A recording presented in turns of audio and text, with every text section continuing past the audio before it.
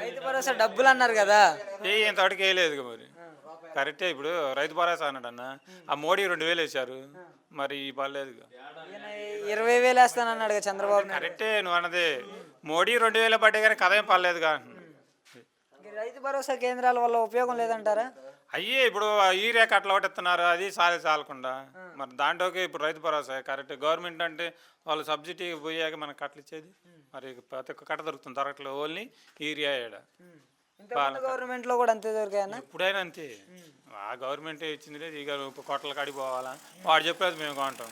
మా కాడ ఉడ్లు కట్టకుండా కానీ ఎటమైతే లేత ఆడబాడ దిగిపోతుంది. అది జరిగింది. ఇప్పుడు వాడు ముందు కట్ట అయితే నిలబెట్టి అమ్ముకుంటున్నాను, నా ముందు బుడ్డ ముందు కట్ట. మా ఒడ్లు వచ్చేప్పటికి నేను ఎటమైతే లేతలేదు, మా కొంటలేదు మేము చెప్పిన రేటుకి. ఇప్పుడు ఇవాళ వేసుకొని పోతాడు నెలకెత్తుడు, మేము కొట్టు కడిపోతే డబ్బులు కట్టు ఇప్పుడు ఇప్పుడు ముందు కట్టలు ఇస్తున్నారు, డబ్బులు ఇస్తేనే మరి అప్పేగా గవర్నమెంట్ అయినా. మరి గవర్నమెంట్ కరెక్ట్, గవర్నమెంట్ అప్పిస్తుందా, మరి పంట పండి అవి తీసుకుంటాం అనేట్లేదు.